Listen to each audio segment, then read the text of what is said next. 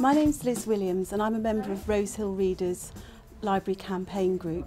We're campaigning against the plans to divest the library service in Suffolk, and we're also campaigning to keep our library here as it is in the building that it's in, staffed and run by librarians. When I heard the library was going to be shut, I began to think about my own history of going to the library. I remember being taken to the library in London when I was 5 years old, and lived on a big council estate in London, and it had a new library. And I remember being really amazed at this building that I was allowed to go to, and I could borrow books, and I had my full rights to borrow books whenever I wanted. I came down here very soon after moving to Ipswich and started borrowing books, and I've been following a particular series of books on German history, which I find very interesting. One of the facilities I like in the service of Suffolk County Council is that you can look a book up online, you can then order it, and then you can just stroll down without having to use a car, without having to use public transport, without causing any damage to the environment, and collect your book from your local library. And when I have come to this library, I've been particularly impressed by the enthusiasm of the library staff. Although it is an old building, it's beautifully looked after, it has a lovely feel, it's nearly always got children in it, or elderly people reading newspapers or having a chat. Sometimes you can't get into this section because it's full of people having a meeting, but you don't mind because they're enjoying it. I like my library, and it's really fun. You can do craft activities, and it's a place you can meet your friends. I like choosing books, and I like meeting my friends here. Well, I feel very strongly about this little library because I know that my grandmother, aged 104, was borrowing books from here right up until the week that she died. My mum's now 87 and every week she has books from here. And certainly as someone who's retired, or retiring rather, and coming back to the area, it would be lovely if I could borrow books up until that stately age. But it would seem, unless we fight the council on this matter, that the library will be taken away, and I think that would be an absolute disaster. It's a magnificent library, and I'd love to have it keeping it open because I use it every week or so, and it's got lots of crafts, things to do, lots of books, free access to the internet, and it's just a great library. Hope to keep it open. Funnily enough, this is the first place that you were allowed to come on your own, because we live up the road. So the first time he was allowed to come out on his own, it was to the library, which is great because it's somewhere he can come to that's safe and is nearby, which the central library isn't. Yes. You were quite excited, weren't you? Because it was the first place that you were allowed to come to on your own. Excited. The main library is too far away for you because you're only 9. You know. It's quite old though. It is quite old, but it's not old enough to wander a mile up the road. The next birthday is 2 numbers. You know. And it would be a real shame, because it's a great library, it's a great resource. And it is a cliche, but it is the heart of this community, and it's very well used and loved, and it's a proper library. It's kind of the first port of call whenever I moved somewhere in my life. When I first moved to Leicester, the first thing I did was find my local library, and I was amazed. It was this little, much like this one, little library that you could just pop into. Staff were really friendly. It wasn't a massive trek. You could do it when you're going to get your shopping from the co-op or something, you know. It was just so accessible and easy if you just wanted to pick up a book, like with your milk. So I use it for books, films, everything, you know, when it gets cold in the winter.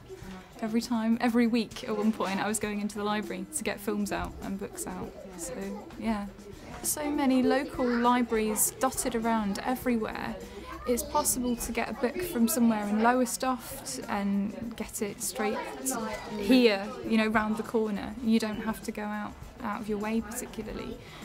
Having lived in London, which is quite a different, complicated system, then it's a lot easier here. It's a lot more amalgamated, whereas in London you've got your different little borough libraries. So I was a member of Archway Library, Central Library and Hackney Library at one point, and I had books from all of them, and it was getting a little bit confusing. So yeah, it's definitely important to keep it as a network of different libraries that work together. I enjoy getting my Beast Quest books from the library. Really interesting. And if the library was closed, I'd have to go into town to buy some books and most likely not return them. The great thing for Cameron is the fact that he gets me to come and find out different books for him, and then I book them online, and it's absolutely fantastic having the local library here and everything, because it's nipping in here to pick up the books. I find out about local things going on in every bits and pieces.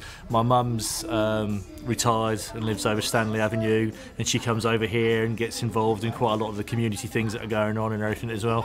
And she says, you know, that basically if this goes, you know, that's one less thing for her to do on a weekly basis. It's one less thing for him to be bothered about, because he constantly moans at me about where's my library card, when are we going to the library next. We were just driving past just now and it's just a case of, Dad, I want to get a book straight in. It's not quite going to be the same if you're doing it with town.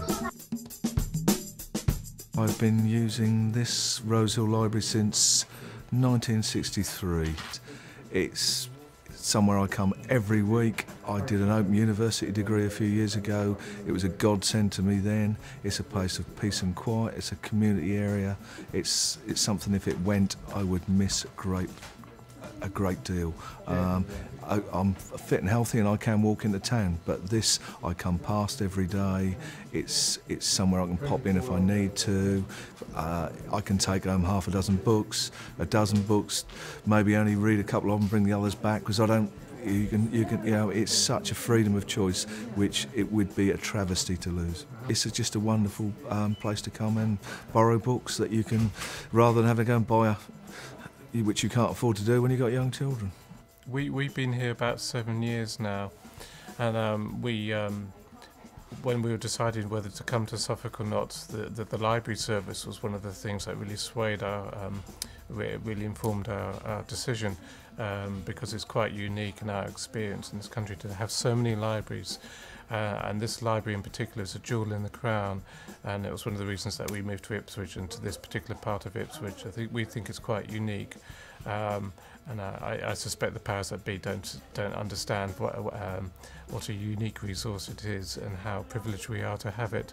And we feel very strongly that it will be a tremendous loss if it actually disappears, because we'll never get it back in the same form. And it's more than being run by goodwill. It's a thoroughly professional service, and I don't think any other alternative will be able to match up to what we have here now. When we moved here, first of all, we had a very small daughter. We didn't know anybody. I didn't have any friends. We had no family nearby. And I used to come to the library 2 or 3 times a week. We used to sit at the back and I used to read my daughter's stories.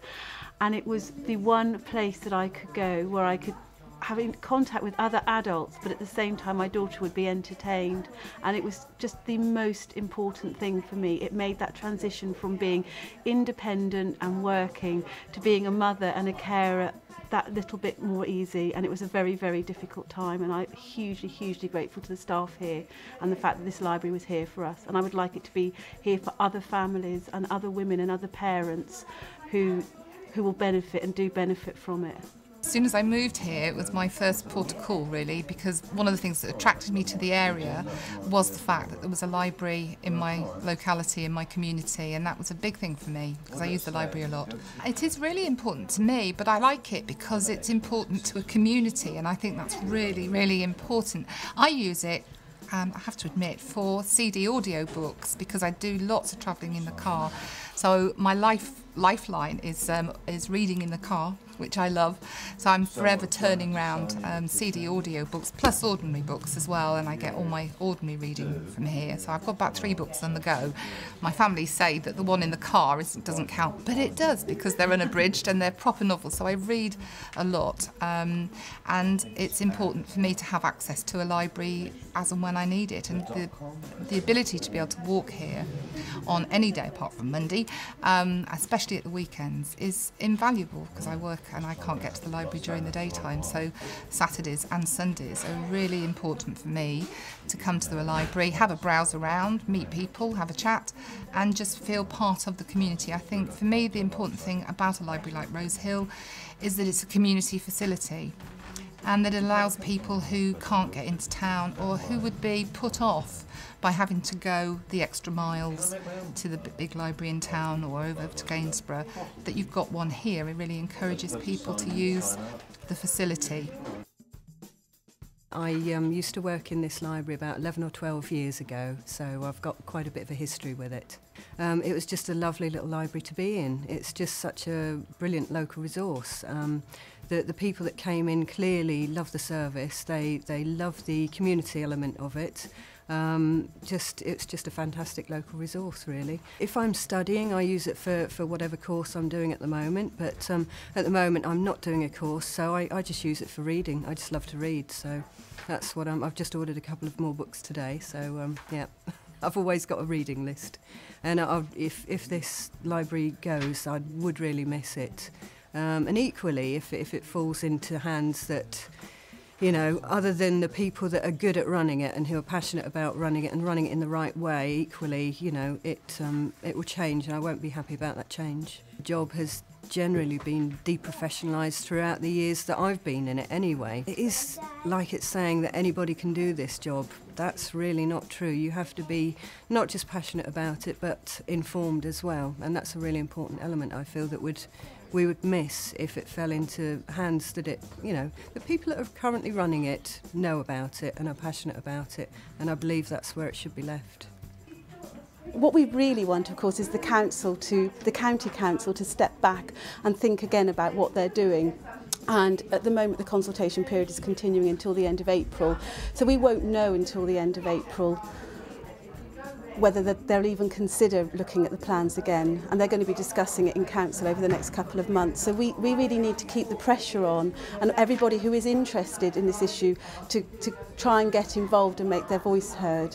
What they can do, they can write to their local county councillor and express their concern and ask them to vote against the divestment plan.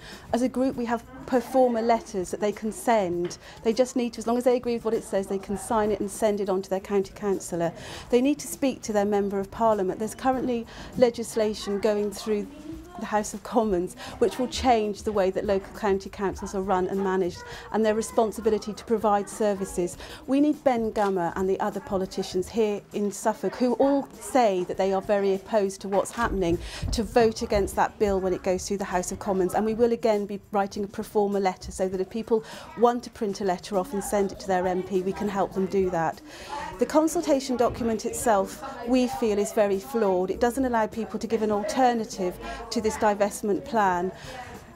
We urge people to fill it in, and you can write whatever you want on that document. If you think the consultation is flawed, if you think that it's unfair, if you think it doesn't give you a voice, you can write that on your form. And go to your local library, take out books, be a presence, get involved, because I think a lot of us take the libraries for granted, and if we're not careful, they'll go and we'll never get them back again.